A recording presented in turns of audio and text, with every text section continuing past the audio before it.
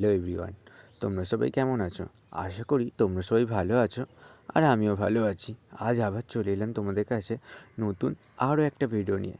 কোথায় যাচ্ছি চলো দেখিয়ে নিই। কোথায় যাচ্ছি তোমরা কি বুঝতে পারছো? এটা কোথায় বলো তো? এইটা হলো আমাদের হাওড়া স্টেশনের যে গঙ্গার ঘাটটা আছে, এটা ওই গঙ্গার ঘাটটা। আর দেখছো মারাত্মক লেভেলের ভিড় ছিল সেদিনকে। আর আমরা যেই টাইমটা যাই ওই টাইমটা জোয়ারও ছিল আর বেশ ভালো লাগছিলো। আর এটা হলো তোমার আমার সবথেকে পছন্দের ব্রিজ, হাওড়ার ব্রিজ। হাওড়ার ব্রিজের নিচে দিয়ে লঞ্চ করে যাচ্ছি। কোথায় যাচ্ছি বলো তো? দেখাবো। খুব সুন্দর লাগছে আর আমাদের বেরোতে অনেকটা রাতই হয়ে গেছিলো। আর সত্যি কথা বলতে আমরা যেগুলো ফোনে দেখি ভিডিওগুলো ভালো লাগে, তার থেকে চোখের সামনে যেগুলো দেখি সেগুলো আরও বেশি ভালো লাগে। যেমন এইখানে নৌকাটা যাচ্ছে, খুব একটা ফোনে ক্যাপচার করতে পারিনি, বাট সামনে থেকে খুব সুন্দর লাগছে। তারপরে এসে তোমার চা খেয়ে নিলাম, চা খেয়ে নিয়ে ঢুকে পড়লাম কুমোরটুলি। হ্যাঁ, এটা হলো তোমার আমার সবারই খুব পছন্দের জায়গা, আমাদের কলকাতা কুমোরটুলি। যেইখানে তুমি দুর্গা পুজোর সময় আসো কেন, যে কোনো পুজোর মানে মুখোমুখি আসবে, এখানে কত সুন্দর যে কত রকমের ঠাকুর দেখতে পাবে কি বলবো। ছোট থেকে বড় থেকে আর্টের থেকে খুব সুন্দর সুন্দর ঠাকুর পাওয়া যায়।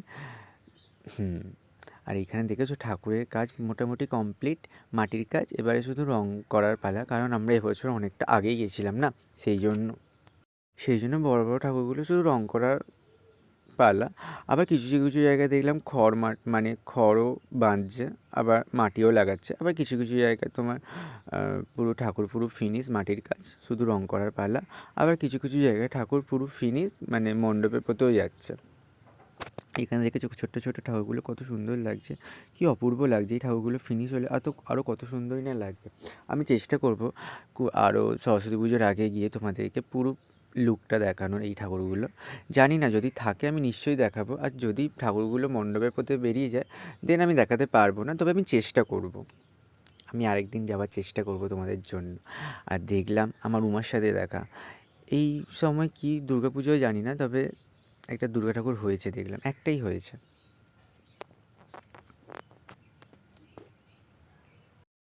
আর আমরা যেদিনকে যাই ঠান্ডাটাও খুব বিশাল ছিল।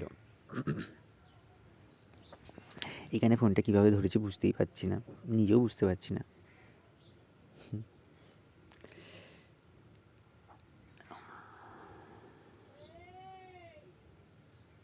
আর এই যে এই ঠাকুরটা কি সুন্দর না? এই ছোটো ছোটো ঠাকুরগুলো আরও বেশি ভালো লাগছে।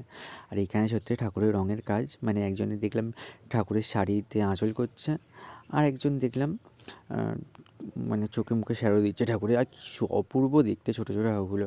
আর কুমোরটুলি দেখলে এই জায়গাটা মানে এরকমই খুব সুন্দর লাগে।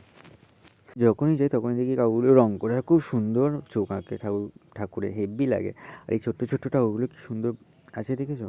আর এগুলোর প্রাইসও অনেকটাই বলছিল সত্যি কথা বলতে। আর এই যে এইটা হলো মোহনবাসী রুদ্রপ্যালের গোলা, যেইখানে সবার প্রথমে ঠাকুরের চোখ আঁকা হয়ে যায়, কিন্তু এবারে গিয়ে দেখলাম হয় না, হয়তো আমরাই অনেক তাড়াতাড়ি পৌঁছে গেছি সেই জন্য হয়তো এবারে ওরা করে না। এই যে দেখতেই পাচ্ছ মোহনবাসী রুদ্রপাল। আর এই ঠাকুরগুলো দেখছো যে পটের টাইপ মতো করে, খুব সুন্দর লাগছে। আর এই যে এখানে পুরো সব ঠাকুর রেডি, আর প্রত্যেকটা ঠাকুর ছোটোর মধ্যে এত অপূর্ব অপূর্ব দেখতে ঠাকুরগুলো কি বলবো। এই যে কি সুন্দর দেখতে, হেব্বি লাগছে।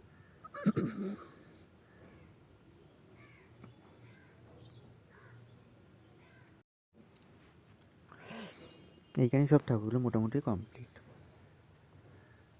আর এই যে আরেকটা দুর্গা, আরেকটা জগদ্ধাত্রী বিক্রি হয় না তাই আছে ওইখানে। আর এই যে এখানে ঠাকুরগুলো কি অপূর্ব অপূর্ব দেখতে, হ্যাপি লাগছে ঠাকুরগুলো সামনে থেকে।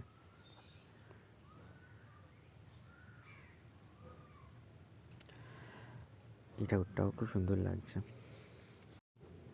ওই যে দূরে সরস্বতী ঠাকুরটা কি সুন্দর লাগছে, ছোট্ট ঠাকুরটা রং করছে। এই হলো আমার আজকের কুমোরটুলি ঘোরা। পরবর্তী ফিনিশিং অবশ্যই কে কে দেখতে চাও ঠাকুরগুলো